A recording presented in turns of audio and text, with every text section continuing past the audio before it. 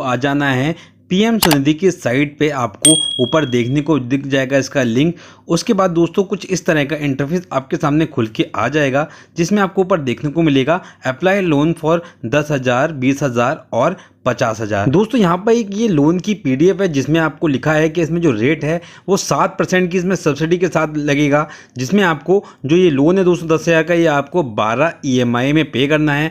अगर आप टाइम पे ईएमआई पे करते हैं तो आपको और ज़्यादा का लोन भी यहाँ पर मिल जाएगा, जो कि आपको 20,000 और 50,000 है। साथ ही साथ आपको इसमें जो डॉक्यूमेंट देने होंगे दोस्तों, वो आपका आधार कार्ड, पैन कार्ड है। अब आप देख पाएंगे दोस्तों, ये 10,000 का लोन, 20,000 का लोन और 50,000 के लोन के नीचे आपको एक ऑप्शन दिख रहा है अप्लाई LOR कम लोन। यदि आपके पास LOR नंबर नहीं है दोस्तों, तो पहले आप अप्लाई नहीं कर पा रहे थे, बट अब अगर आपके पास LOR नंबर नहीं है तब भी आप इसको अप्लाई कर पाएंगे। तो यदि आपके पास LOR नंबर नहीं है दोस्तों, तो नीचे वाले ऑप्शन को सेलेक्ट करना है, और यदि आपके पास LOR नंबर है तो ऊपर वाले अप्लाई फॉर 10 के लोन पे आपको सेलेक्ट करना है। दोस्तों यहाँ मैं आपको बिना LOR नंबर वाले पे आपको करके बताऊंगा पूरा प्रोसेस। तो यहाँ पर दोस्तों apply for LOR come loan पे हमें क्लिक करना होगा। क्लिक करने के बाद दोस्तों कुछ इस तरह का इंटरफेस खुल के आपके सामने आ जाएगा, जहाँ पे आपको अपना मोबाइल नंबर डालना होगा। मोबाइल नंबर डालने के बाद दोस्तों आपको यहाँ पर अपना कैप्चा डालना होगा।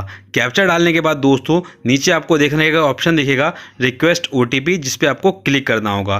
क्लिक करने के बाद दोस्तों एक OTP आपके रजिस्टर्ड मोबाइल नंबर पर जाएगा जो आपने दिया था, और OTP डालने के बाद यहाँ से आपको इसको वेरीफाई कर देना है। दोस्तों जैसे आप OTP सबमिट कर देंगे तो कुछ इस तरह का इंटरफेस आपके सामने खुल के आ जाएगा, जहाँ पर आपको अपना आधार का वेरिफिकेशन कराना होगा OTP के साथ। दोस्तों जब आप ये वेरीफाई करा देंगे तो कुछ डिटेल खुद से फैच होके यहाँ भर जाएंगी। यहाँ पर दोस्तों आपको एक नोट ऊपर देखने को मिलेगा, जिसमें आपको कुछ मैंडेटरी फील्ड्स हैं जो कि भरना ज़रूरी हैं। साथ ही साथ आपको दोस्तों यहाँ देखने को मिलेगा असम और मेघालय में अगर आपका आधार कार्ड नहीं है तो यहाँ से थोड़ी दिक्कत हो सकती है। उसके बाद दोस्तों अब जब नीचे आएंगे आप, तो कुछ आपको अपनी डिटेल यहाँ पर फिल करनी होगी। सबसे पहले दोस्तों आपको यहाँ पर अपना स्टेट सेलेक्ट करना होगा। स्टेट सेलेक्ट करने के बाद दोस्तों यहाँ से आपको अपना टाउन सेलेक्ट करना होगा। टाउन सेलेक्ट करने के बाद दोस्तों यहाँ से आपको अपना जिस एरिया में आप रहते हैं, जो आपका टाउन या पंचायत लगती है, वो एरिया यहाँ से आपको सेलेक्ट करना होगा। उसके बाद दोस्तों नेक्स्ट पे आता है, यहाँ आपको अपना वार्ड नंबर सेलेक्ट करना होगा।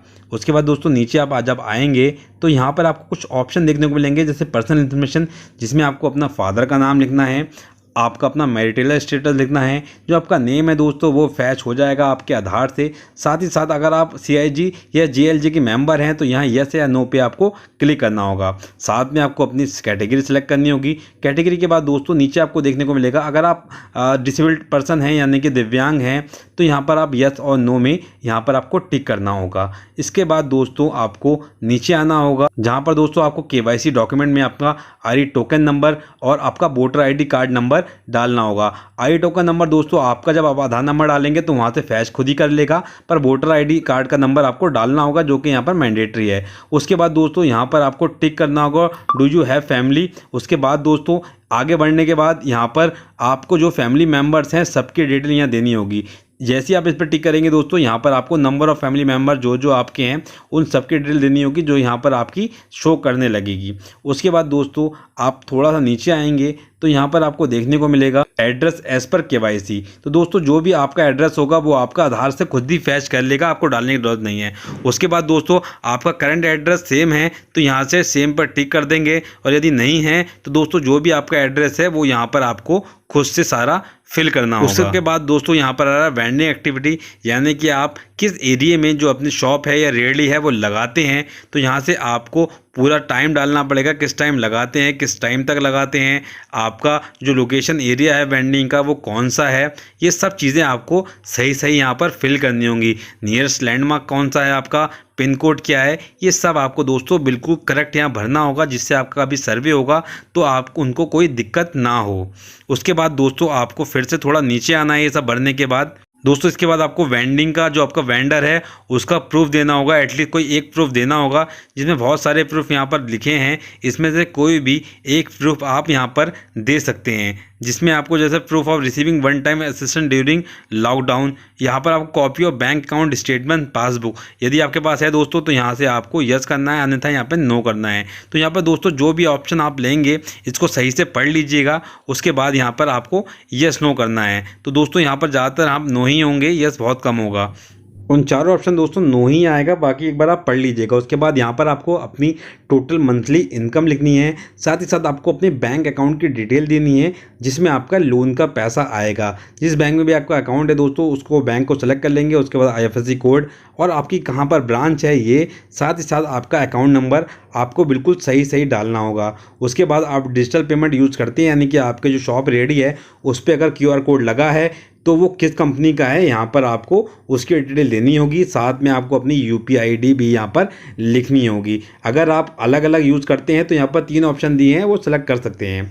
उसके बाद दोस्तों यहाँ पर आपको अपनी एग्जिस्टिंग लोन की डिटेल देनी है कि कोई अगर आपके पास लोन चल रहा है आपके नंबर पर, आपके पैन कार्ड पर, आपके अकाउंट पर, तो कितना लोन है, कितना आउटस्टैंडिंग बचा है, किससे आपने ले रखा था, साथ ही साथ उसकी EMI कितनी है, ये आपको बिल्कुल करेक्ट देनी होगी। दोस्त के बाद नीचे आएंगे तो यहाँ पर आपको लोन अमाउंट रिक्वायर्ड दिखा रहा है, यानी कि आपको कितना लोन चाहिए। दोस्तों इसमें जो पहला टर्म है उसमें आपको 10,000 का लोन मिलेगा। उसके बाद दोस्तों आपको 20,000 और उसके बाद 50,000। दोस्तों जो 10,000 का लोन है उसके लिए आपको जो उसका रीपेमेंट है वो 12 महीने में करना है, यानी कि 12 महीने में आपको कंटिन्यूसली इसका पेमेंट करना है, कोई भी ब्रेक नहीं करनी EMI। उसके बाद अगर आप ये सही कहते हैं तो आपको 20,000 तक का लोन मिलेगा सेकंड टर्म में, जिसकी जो EMI दोस्तों आपको 18 महीने में देनी है। उसके बाद दोस्तों तीसरे जो टर्म है उसमें आपको 50,000 का लोन मिलेगा, जिसको आपको 36 महीने में देना है। उसके बाद दोस्तों यहाँ से आपको अपना लोन का पर्पज़ लिखना है कि आप किस लिए लोन लेना चाहते हैं, बिजनेस को बढ़ाना चाहते हैं या कोई एसेट परचेज करना चाहते हैं या फिर वर्किंग कैपिटल। ये दोस्तों यहाँ पर जो भी आप पर्पज़ हो आपका यहाँ पर टिक करके पहले दोस्तों आपको यहाँ इसको सेव करना है। सेव करने के बाद दोस्तों इसको आपको सबमिट कर देना है। सेव करने से डेटा सेव हो जाएगा, उसके बाद इसको सबमिट कर देंगे तो आप नेक्स्ट पेज पे आ जाएंगे जहाँ पे आपको डॉक्यूमेंट अपलोड करने होंगे, जिसमें दोस्तों सबसे पहले आपको अपना फ़ोटो एक अपलोड करना होगा। ये पासपोर्ट साइज़ फ़ोटो होगा दोस्तों, जिसको आपको यहाँ पर अपलोड करना होगा। इसी के साथ दोस्तों नीचे सेकंड नंबर पर आपको देखने को मिलेगा copy of bank account statement और पासबुक। यहाँ से आपको अपनी जो बैंक की पासबुक है या फिर स्टेटमेंट है उसको अपलोड करना होगा। यहाँ से दोस्तों हम इसको अपलोड कर देते हैं। अपलोड करने के बाद दोस्तों आपको ये ध्यान रखना होगा जो फाइल है बिल्कुल वो सही हो, 1 MB से कम हो, ठीक है। उसके बाद दोस्तों यहाँ से इसको फिर से सबमिट कर देंगे। दोस्तों नेक्स्ट पेज पे 2 ऑप्शन आपको देखने को मिलेंगे। पहला है submit your application to marketplace, यानी कि आपके एरिया में जो भी बैंक या कंपनी होंगी उसमें से किसी के पास भी आपकी एप्लीकेशन चली जाएगी। और जो दूसरा ऑप्शन है दोस्तों वो है submit your application to your preferred lender, यानी कि आप जिससे चाहें, अगर आपका कोई प्रेफर्ड लेंडर है, बजाज फाइनेंस, बजाज कैपिटल, कुछ भी, तो यहाँ पर आप उसका जो नाम है वो लिख सकते हैं, यानी कि उस एरिया में सिर्फ उसी कंपनी के पास जो आपकी एप्लीकेशन है वो जाएगी और वहाँ से आपका लोन हो जाएगा। तो इसमें सबसे पहले दोस्तों आपको प्रेफर्ड जो लेंडर है उसका नाम आपको यहाँ पर सेलेक्ट करना होगा। साथ ही साथ दोस्तों उसके बाद यहाँ पर आपको उसकी जो प्रेफर्ड ब्रांच है वो यहाँ से आपको उसकी सेलेक्ट करनी होगी। प्रेफर्ड ब्रांच सेलेक्ट करने के बाद दोस्तों यहाँ पर आ रहा है सेलेक्ट ULV सब यूज़र, जिसको आपको कुछ नहीं करना है। उसके बाद एग्री पे क्लिक करके नीचे आके आपको ये सबमिट कर देनी है। दोस्तों सबमिट करने के बाद एक एप्लीकेशन नंबर आपका आ जाएगा और आपकी एप्लीकेशन दोस्तों वो यहाँ पर आपकी सबमिट हो चुकी है।